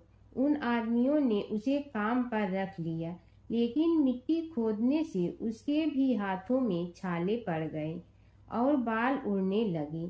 उसकी यह हालत देख चारों बोले कि तुम्हें काम की आदत नहीं है, तुम हमारे साथ चलो और हमारे घर में रह लो। सेठ उन चारों आदमियों के साथ उनके घर चला गया और जाते ही उसने सेठानी को पहचान लिया, लेकिन सेठानी घूंघट में थी तो सेठ को देख नहीं पाई। सेठानी ने सभी के लिए भोजन तैयार किया और हर रोज की भांति विष्णु भगवान को भोग लगाया। उसने उन चारों भाइयों को भोजन परोस दिया, लेकिन जैसे ही वह सेठ को भोजन देने लगी तो विष्णु भगवान ने उसका हाथ पकड़ लिया। भाई बोले कि बहन, ये तुम क्या कर रही हो? वह बोली, मैं कुछ नहीं कर रही हूँ, मेरा हाथ तो विष्णु भगवान ने पकड़ लिया है। भाई बोले, हमें भी विष्णु भगवान के दर्शन कराओ। उसने भगवान से प्रार्थना की तो विष्णु जी प्रकट हो गए। सभी ने दर्शन किए। सेठ ने सेठानी से क्षमा मांगी और सेठानी को साथ चलने को कहा। भाइयों ने अपनी बहन को बहुत सा धन देकर विदा किया। जब सेठानी के साथ सेठ भी भगवान विष्णु की पूजा करने लगा और उनके परिणाम से उनका घर अन्न धन से भर गया। माता सीता की कथा। यह कहानी सीता माता कहती थी और श्री राम इसे सुना करते थे। एक दिन श्री राम भगवान को किसी काम के लिए बाहर जाना पड़ा तो सीता माता कहने लगी कि भगवान, मेरा तो 12 वर्ष का नित्य नियम है। अब आप बाहर जाएंगे तो मैं अपनी कहानी किसे सुनाऊंगी। श्री राम ने कहा कि तुम कुएं की पाल पर जाकर बैठ जाना और वहाँ जो औरतें पानी भरने आएंगी उन्हें अपनी कहानी सुना देना। सीता माता कुएं की पाल पर जाकर बैठ जाती हैं। एक स्त्री आई, उसने रेशम की जड़ी की साड़ी पहन रखी थी और सोने का घड़ा ले रखा था। सीता माता उसे देख कहती हैं कि बहन, मेरा 12 वर्ष का नित्य सुन लो। पर वह स्त्री बोली कि मैं तुम्हारा नित्य सुनूंगी तो मुझे घर जाने में देरी हो जाएगी और मेरी सास मुझसे लड़ेंगी। उसने कहानी नहीं सुनी और चली गई।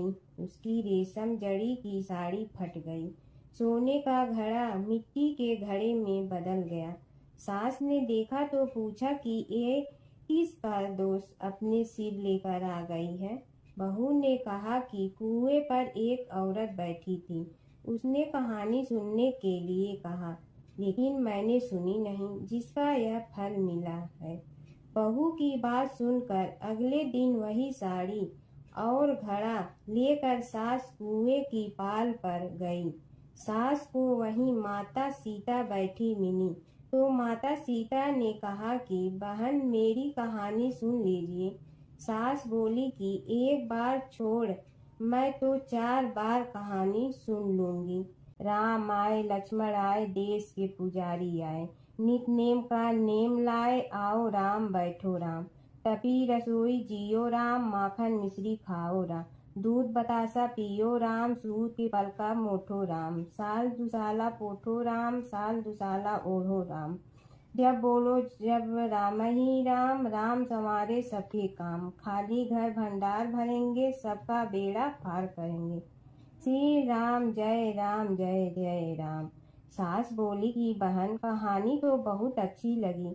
कहानी सुनकर सास घर चली गई और उसकी साड़ी फिर से रेशम जड़ी की बन गई। मिट्टी का घड़ा फिर सोने के घड़े में बदल गया। बहू कहने लगी, सासू माँ, आपने ये सब कैसे किया।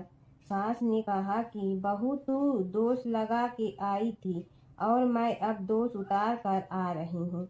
बहू ने फिर पूछा कि वह कुएं वाली स्त्री कौन है। सास बोली कि वे सीता माता थी। वे पुराने से नया कर देती हैं, खाली घर में भंडार भर देती हैं। वह लक्ष्मी जी का वास घर में कर देती हैं। आदमी की जो भी इच्छा हो उसे पूरा कर देती हैं। बहू बोली कि ऐसी कहानी मुझे भी सुना दो। सास बोली कि ठीक है, तुम भी सुनो। और सास ने कहानी शुरू की। राम आए, लक्ष्मण आए, देश के पुजारी आए, नित नेम का नेम लाए, आओ राम बैठो राम। तपी रसोई जियो राम, माखन मिश्री खाओ राम। दूध बतासा पियो राम, सूत के पलका मोठो राम। साल दुसाला पोठो राम, साल दुसाला ओढ़ो राम। जब बोलो जब राम ही राम, राम संवारे सबके काम। खाली घर भंडार भरेंगे, सबका बेड़ा पार करें। श्री राम जय जय राम। कहानी सुनकर बहू बोली कि कहानी तो बहुत अच्छी है। सास ने कहा कि ठीक है, इस कहानी को रोज कहा करेंगे।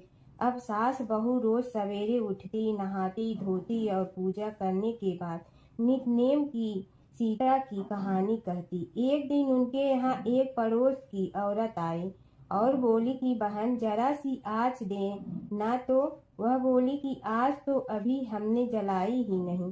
पड़ोसन ने कहा कि तुम सुबह 4 बजे से उठकर क्या कर रही हो।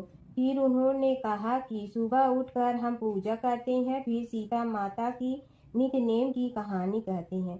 पड़ोसन ने उसकी बात सुनकर फिर कहा कि सीता माता की कहानी कहने से तुम्हें क्या मिलता है।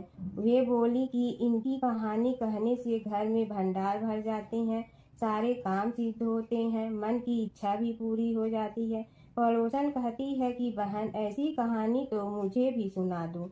फिर वह बोली कि ठीक है, तुम भी यह कहानी सुन लो।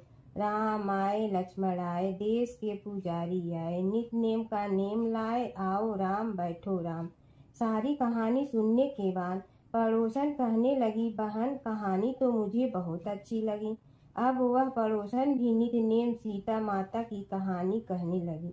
कहानी कहने से सीता माता ने पड़ोसन के भी भंडार भर दिए। अब तो पूरे मोहल्ले में नित नेम की कथा चल पड़ी। हर किसी की मनोकामना पूरी होने लगी। हे सीता माता, जैसे आपने उनके भंडार भरे, वैसे ही आप हमारे भी भंडार भरना, सबकी भरना, कहानी सुनने वाले के भी और कहानी कहने वाले के भी। जमुना की कहानी। प्राचीन समय में एक गांव था जिसमें दो बहनें रहा करती थी। एक बहन का नाम गंगा था तो दूसरी बहन का नाम जमुना था।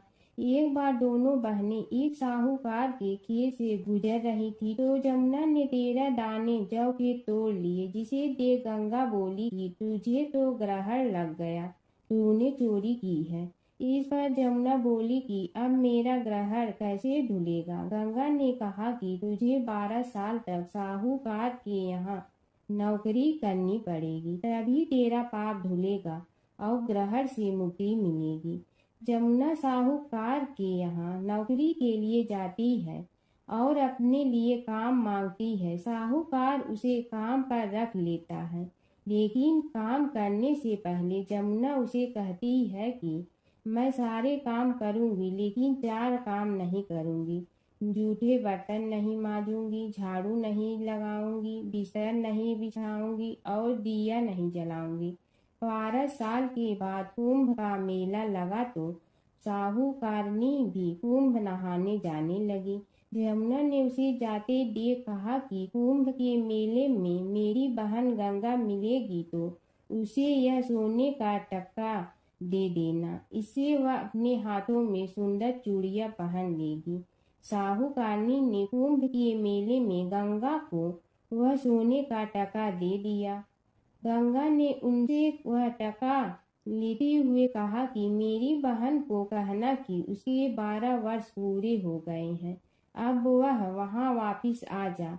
साहूकार व साहूकारनी वापिस घर आए तब जमुना मटके में पानी भर रही थी। दोनों जमुना से बोले कि हमने सोने का वह टका तेरी बहन गंगा को दे दिया था और उसने कहा है कि तेरे 12 वर्ष पूरे हो गए हैं, इसलिए अब तुम वापिस जाओ। यह समाचार सुनते ही जमुना सहस्त्र धारा में बदल गई और बहने लगी।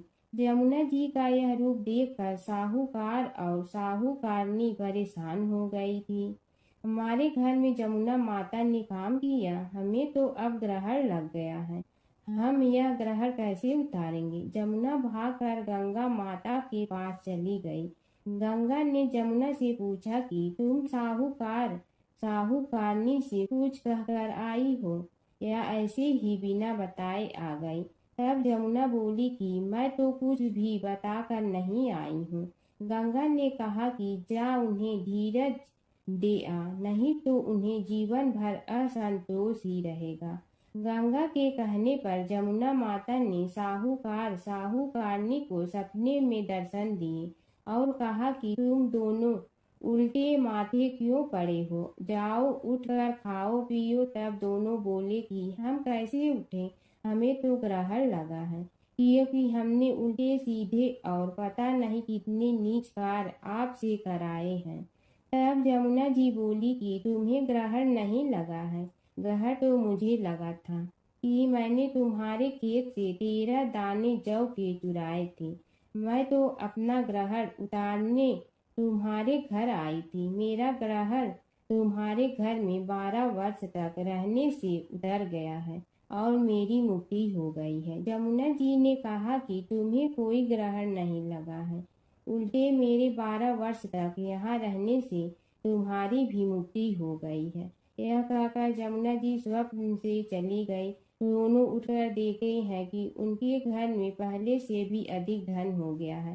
हे जमुना माता, जैसे आपने साहूकार व साहूकारनी की मुक्ति कराई, वैसे ही आप अपने सभी भक्तों की करना। नगर बसेरे की कहानी। किसी गांव में एक भाट व एक जाट रहता था। दोनों में घनिष्ठ मित्रता थी। एक बार जाट अपनी बहन के घर जाने को तैयार हुआ तो भाट अपनी ससुराल जाने को तैयार हुआ। दोनों साथ चल पड़े तो रास्ते में रुककर एक कुएं की मुंडेर पर बैठ गए। जाट ने भाट से कहा कि नगर बसेरा कर लेते हैं। इस पर भाट बोला कि तू ही नगर बसेरा कर ले, मैं तो अपनी ससुराल जा रहा हूँ, वहाँ खूब खातिर होगी मेरी, तू कर ले नगर बसेरा। जाट वहीं कुएं के पास बैठ पानी की घंटी और चावल का दाना लेकर नगर बसेरा करने लगा। नगर बसेरा करने के साथ जाट कहने लगा कि नगर बसेरा जो करे सो मल धोवे पाँव, ताता माड़ा तापसी देगी मेरी माँ, माँ देगी मावशी तेगी द्वारका का वास, मीठा मीठा घास वृंदावन का वास, पाँच कुल्ठी छठी रास, मेरी जीवड़ो श्री कृष्ण के पास, डालू पानी हो जाए घी, झट से निकल जाए मेरा जी। यह सब कर कर के वह जाट बहन के पास चल पड़ा। जाट की बहन ने भाई के आने पर उसकी खातिर की। खी बूरा के साथ भाई को जिमाया। दोनों ने बैठकर ढेर सारी बातें की। इधर भाट अपने ससुराल पहुंचा तो वहां आग लगी हुई थी। आग बुझाने वह भी लग गया, जिसमें हाथ मुंह भी काले हो गए और खुद भी थोड़ा सुलझ गया। ना रोटी ना पानी के लिए ही किसी ने पूछा। एक पड़ोसन आई तो उसने भाट की सास को कहा कि जमाई आया है, जरा उस आओ भगत कर लो। बुढ़िया बोली कि सब कुछ तो जल गया है, अब कहाँ से आओ भगत करूं। तब पड़ोसन ने ही भाट को एक रोटी के साथ छाछ दी। उसने वही खाकर गुजारा किया। शाम को दोनों फिर घर की ओर चल पड़े और रास्ते में मिल गए और एक दूसरे का हाल पूछा। भाट बोला कि मेरी ससुराल में तो आग लगी हुई थी, आग बुझाते मैं खुद काला हो गया हूँ, ना रोटी मिली ना पानी। जाट बोला कि मेरी तो बहुत खातिर हुई। फिर बोला कि मैंने कहा था ना कि नगर बसेरा कर ले, अब कर ले, लेकिन भाट ने फिर मना कर दिया। कहने लगा कि चाहे रोटी दे या न दे, तेरी तो माँ है, दही चूरमा का पेड़ा धरा पाएगा। भाट ने फिर नगर बसेरा नहीं किया। जाट ने कर लिया। नगर बसेरा जो करे सो मल धोए पाँव, ताता माड़ा तापसी देगी मेरी माँ, माँ देगी मावशी देगी द्वारका का वास, मीठा मीठा घास वृंदावन का वास, पाँच कुल्ठी छठी रास, मेरा जीवड़ो श्री कृष्ण के पास, डालू पानी हो जाए घी, झट से निकल जाए मेरा जी। करके वह चल पड़ा। घर पहुँचते ही जाट की मावशी ने बहुत लाड प्यार किया। उधर भाट घर गया तो उसकी भैंस खो गई थी। बाप एक लाठी रखे तो दूसरी उठाए और कहने लगा कि ससुराल गया तो आग लगा दी, अब यहाँ आया तो भैंस खो दी। बाप ने कहा कि पहले भैंस लेकर आ, तभी रोटी पानी मिलेगा। सारा दिन भाट भैंस ढूंढता रहा, लेकिन उसे भैंस नहीं मिली। जाट और भाट की मुलाकात फिर से बाजार में हो गई। जाट ने भाट के हाल चाल पूछे तो भाट बोला कि आते ही भैंस खो गई, बस उसी दिन से भैंस ढूंढ रहा हूँ। रोटियां का तो पूछो ही मत। जाट ने कहा कि मैंने तो पहले ही कहा था कि नगर बसेरा कर ले। जाट की बात सुनकर भाट बोला कि तेरे नगर बसेरे में इतनी ताकत है तो चल अब कर लेते हैं। दोनों ने बैठकर नगर बसेरा किया। नगर बसेरा जो करे सो मल धोवे पाँव, ताता माड़ा तापसी देगी मेरी माँ, माँ देगी मौसी देगी द्वारका का वास, मीठा मीठा घास वृंदावन का वास। 5 कुल्ठी छठी रास, मेरा जीवड़ो श्री कृष्ण के पास। डालू पानी हो जाए घी, झट से निकल जाए मेरा जी। दोनों के नगर बसेरा करने पर भाट जैसे ही आगे बढ़ा तो उसकी खोई भैंस मिल गई, जिसे लेकर घर पहुंचा। घर पहुंचते ही माँ ने कहा कि लड़के को आते ही घर से निकाल दिया, सारे दिन से ये भूखा प्यासा भटक रहा है। यह कहकर उसकी माँ ने उसको खूब खिलाया पिलाया। इस घटना के बाद सारे नगर में ढिंढोरा पिटवा गया कि सब कोई अपने पीहर या सास से आते जाते नगर बसेरा करें। जैसे भाट को नगर बसेरा करने का फल मिला, वैसे ही हर किसी को मिले। एक बार अपने पुत्र के खातिर भगवान शिव और श्री कृष्ण के बीच छिड़ गया था प्रलयंकारी युद्ध। भगवान शिव जहाँ प्रलय के देवता हैं, वहीं श्री कृष्ण पालन करता। दोनों के कारण ही यह जगत सुचारू रूप से चल रहा है और दोनों महाशक्तिशाली हैं। लेकिन कभी आपने सोचा है कि अगर कभी दोनों में युद्ध हुआ तो उसका इस संसार पर क्या असर पड़ेगा और दोनों में से विजयी कौन होगा? चलिए जानते हैं एक पौराणिक कथा जहां इन दोनों के भयंकर युद्ध का वर्णन मिलता है। पौराणिक कथा के अनुसार एक बार राजा बलि के सबसे बड़े पुत्र बाणासुर ने शिवपुत्र कार्तिकेय की सुंदरता से मोहित होकर भगवान शिव का पुत्र बनने की इच्छा जताई। उसने भगवान शिव की कठोर तपस्या की, जिसके बाद शिव जी ने उसे अपने पुत्र के रूप में स्वीकार कर लिया। एक समय ऐसा आया जब बाणासुर की पुत्री उषा को श्री कृष्ण के पुत्र अनिरुद्ध से प्रेम हो गया। उषा की मायावी मित्र अप्सरा चित्रलेखा ने अनिरुद्ध और उषा का गंधर्व विवाह करा दिया।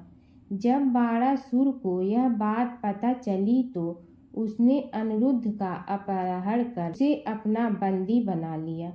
फिर क्या था, श्री कृष्ण ने अपनी पूरी सेना के साथ बाणासुर की नगरी पर धावा बोल दिया।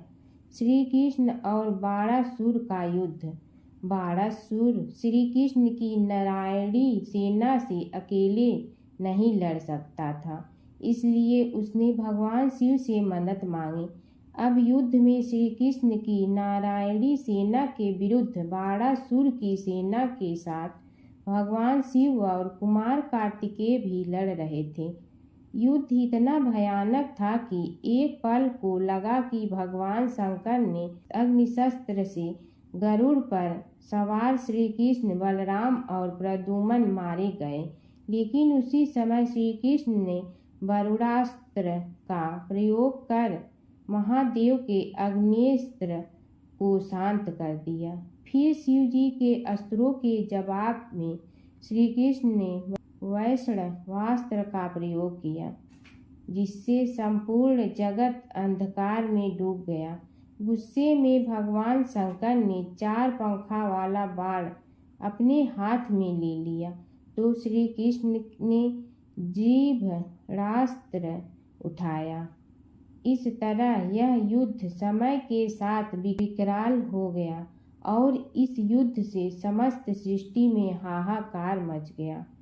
तब ब्रह्मा जी को युद्ध रोकने आना पड़ा। उन्होंने दोनों को सारी स्थिति स्पष्ट की कि किस प्रकार उनके युद्ध से संसार का विनाश हो रहा है।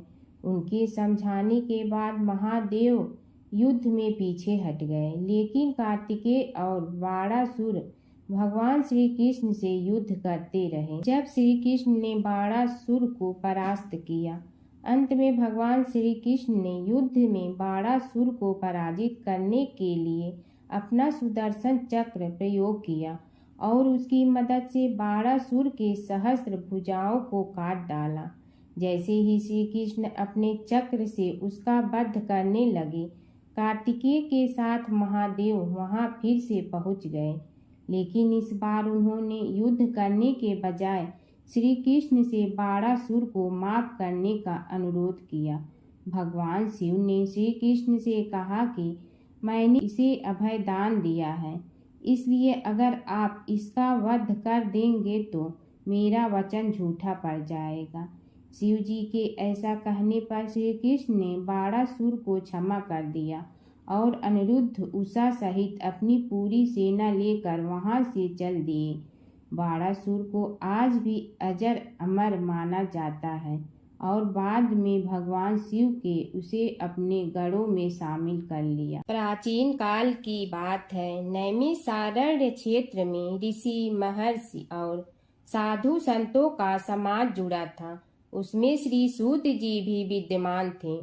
शौनक जी ने उनकी सेवा में उपस्थित होकर निवेदन किया कि हे अज्ञान रूप घोर तिमिर को नष्ट करने में करोड़ों सूर्यों के समान प्रकाशमान श्री सूत जी हमारे कानों के लिए अमृत के समान जीवन प्रदान करने वाले कथा तत्व का वर्णन कीजिए। हे सूत जी, हमारे हृदयों में ज्ञान के प्रकाश की वृद्धि तथा भक्ति, वैराग्य और विवेक की उत्पत्ति जिस कथा से हो सकती हो वह हमारे प्रति कहने की कृपा कीजिए। शौनक जी की जिज्ञासा से सूत जी बड़े प्रसन्न हुए। पुरातन इतिहासों के स्मरण से उनका शरीर पुलकायमान हो रहा था। वे कुछ देर उसी स्थिति में विराजमान रहकर कुछ विचार करते रहे और अंत में बोले, शौनक जी, इस विषय में आपके चित्त में बड़ी जिज्ञासा है। आप धन्य हैं जो सदैव ज्ञान की प्राप्ति में तत्पर रहते हुए विभिन्न पुराण कथाओं की जिज्ञासा रखते हैं। आज मैं आपको ज्ञान के परम स्रोत रूप श्री गणेश जी का जन्म कर्म रूप चरित्र सुनाऊंगा। गणेश जी से ही सभी ज्ञानों, सभी विद्याओं का उद्भव हुआ है। अब आप सावधान चित्त से विराजमान हो। श्री गणेश जी के ध्यान और नमस्कार पूर्वक उनका चरित्र श्रवण करें। नमस्तस्मै गणेशाय ब्रह्मा विद्या प्रदायिनी यनांगस्त्यसमः साक्षात विघ्न सागर सोषणे। कैसे हैं वे श्री गणेश जो सभी प्रकार की ब्रह्म विद्याओं को प्रदान करने वाले अर्थात ब्रह्मा के सगुण और निर्गुण स्वरूप पर प्रकाश डालने और जीव ब्रह्मा का अभेद प्रतिपादन करने वाली विद्याओं के दाता हैं। वे विघ्नों के समुद्रों को महर्षि अगस्त्य के समान शोषण करने में समर्थ हैं, इसलिए उनका नाम विघ्न सागर शोषक के नाम से प्रसिद्ध है। मैं उन भगवान श्री गणेश जी को नमस्कार करता हूँ। प्रथम पूजा के अधिकारी श्री गणेश जी, यह कहकर सूत जी कुछ समय के लिए मौन हो गए और फिर बोले, शौनक जी, भगवान गणेश जी ही सर्वप्रथम पूजा प्राप्ति के अधिकारी हैं। किसी भी देवता की पूजा करो, पहले उनकी पूजा करो। शौनक जी ने निवेदन किया, हे भगवान, हे सूत, सर्वप्रथम यह बताने की कृपा कीजिए कि गणेश जी को प्रथम पूजा का अधिकार किस प्रकार प्राप्त हुआ। इस विषय में मेरी बुद्धि मोह को प्राप्त हो रही है कि सृष्टि रचयिता ब्रह्मा जी, पालन करता भगवान नारायण और संहार करता शिव जी में से किसी को प्रथम पूजा का अधिकारी क्यों नहीं माना गया। यह त्रिदेव ही तो सबसे बड़ा देवता माने जाते हैं। सूत जी ने कहा, शौनक जी, यह भी एक रहस्य ही है। देखो, अधिकार मांगने से नहीं मिलता, इसके लिए योग्यता होनी चाहिए। संसार में अनेकों देवी देवताएं पूजे जाते हैं। पहले जो जिसका इष्ट देव होता है वह उसी की पूजा किया करता है। इससे बड़े देवताओं के महत्व में कमी आने की आशंका उत्पन्न हो गई। इस कारण देवताओं में परस्पर विवाद होने लगा। वे उसका निर्णय प्राप्त करने के लिए शिव जी के पास पहुँचे और प्रणाम करके पूछने लगे, प्रभु, हम सब में प्रथम पूजा का अधिकारी कौन है। शिव जी सोचने लगे कि किसे प्रथम पूजा का अधिकारी माने। तभी उन्हें एक युक्ति सूझी। बोले, देवगण, इसका निपटारा बातों से नहीं तथ्यों से होगा। इसके लिए एक प्रतियोगिता रखनी होगी, शिव की परिक्रमा करने की प्रतियोगिता। देवगण उनका मुख देखने लगे, शंकित हृदय से सोचने लगे कि कैसी प्रतियोगिता रहेगी। यह शिव जी ने उनके मन के भाव ताड़ लिए, इसलिए सांत्वना भरे शब्दों में बोले, घबराओ मत, कोई कठिन परीक्षा नहीं ली जाएगी। बस इतना ही कि सभी अपने अपने वाहनों पर चढ़कर संसार की परिक्रमा करो और फिर यहाँ लौट आओ। जो पहले लौटेगा वही सर्वप्रथम पूजा का अधिकारी होगा। अब क्या देर थी, सभी अपने अपने वाहन पर चढ़कर दौड़ पड़े। किसी का वाहन गजराज था तो किसी का सिंह, किसी का भैंसा तो किसी का मृग, किसी का हंस तो किसी का उल्लू, किसी का अश्व तो किसी का श्वान। अभिप्राय यह है कि वाहनों को विविधता के दर्शन उस समय जितने भले प्रकार से हो सकते थे उतने अन्य समय में नहीं।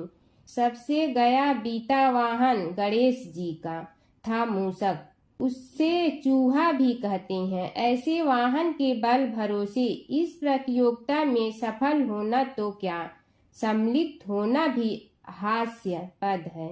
गणेश जी ने सोचा, छोड़ो, क्या होगा प्रतियोगिता में भाग लेने से, हम तो यहाँ बैठे रह कर ही तमाशा देखेंगे। वे बहुत देर तक विचार करते रहे। अंत में उन्हें एक युक्ति सूझी। शिव जी स्वयं ही जगदाता हैं, यह संसार उन्हीं का प्रतिबिंब है, तब क्यों न इन्हीं की परिक्रमा कर ली जाए। इनकी परिक्रमा करने से ही संसार की परिक्रमा हो जाएगी। ऐसा निश्चय कर उन्होंने मूषक पर चढ़कर शिव जी की परिक्रमा की और उनके समक्ष जा पहुँचे। शिव जी ने कहा, तुमने परिक्रमा पूर्ण कर ली। उन्होंने उत्तर दिया, जी हाँ। शिव जी सोचने लगे कि इसे तो यहीं घूमते हुए देखा, फिर परिक्रमा कैसे कराया। देवताओं का परिक्रमा करके लौटना आरंभ हुआ और उन्होंने गणेश जी को वहां बैठे देखा तो माथा ठनक गया। फिर भी साहस करके बोले, अरे तुम विश्व की परिक्रमा के लिए नहीं गए। गणेश जी ने कहा, अरे मैं कब का यहाँ आ गया। देवता बोले, तुम्हें तो कहीं भी नहीं देखा।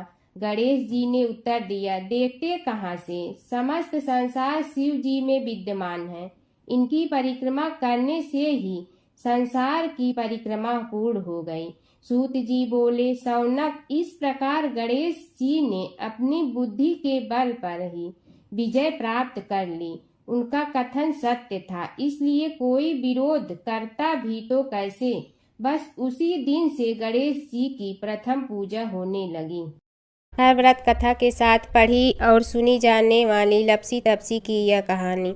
एक लपसी था, एक तपसी था। तपसी हमेशा भगवान की तपस्या में लीन रहता था। लपसी रोजाना सवा सेर की लपसी बनाकर भगवान का भोग लगाकर जीम लेता था। एक दिन दोनों लड़ने लगे।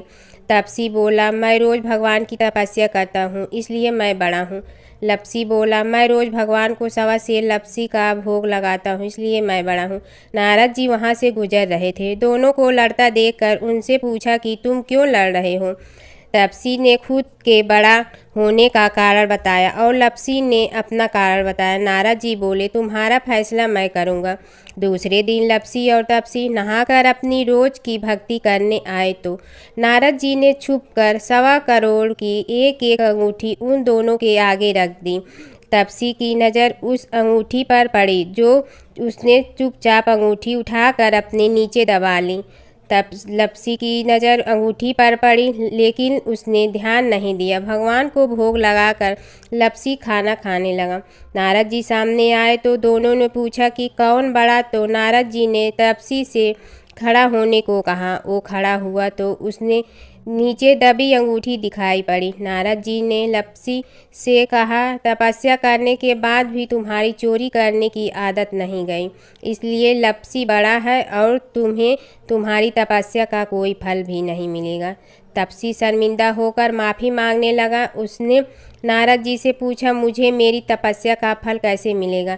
नारद जी ने कहा, यदि कोई गाय और कुत्ते की रोटी नहीं बनाएगा तो फल तुम्हें मिलेगा।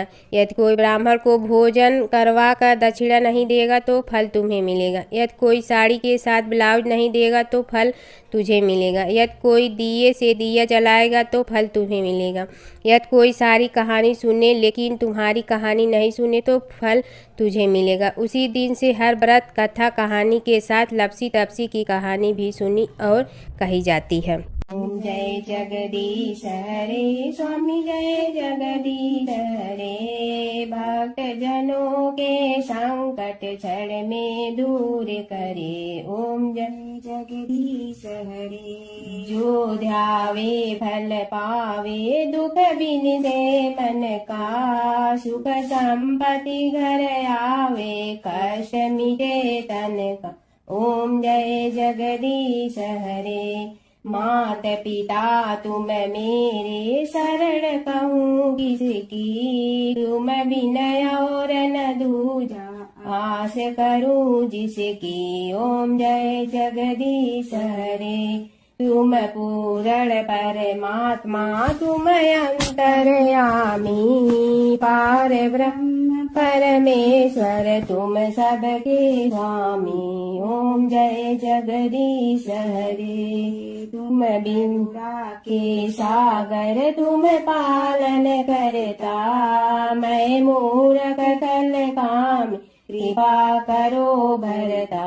ओम जय जगदीश हरे, तुम हो ये कय गोचर, सबके प्राणपति, किस विधि मिलूं दया में, तुमको मैं कुमति। ओम जय जगदीश हरे, दीन बंधु दुख हरता, तुम रक्षक मेरे, अपने हाथ उठाओ, द्वार पड़ा तेरे। ओम जय जगदीश हरे, विषय विकार मिटा, पाप हरो देवा, श्रद्धा भक्ति बढ़ाओ, संतन की सेवा। ओम जय जगदीश हरे, तन मन धन सब तेरा, स्वामी सब कुछ है तेरा, तेरा तुझको अर्पण क्या लागे मेरा। ओम जय जगदीश हरे, जय जगदीश हरे, स्वामी जय जगदीश हरे, भक्त जनों के संकट क्षण में दूर करे। ओम जय जगदीश हरे, स्वामी जय जगदीश हरे।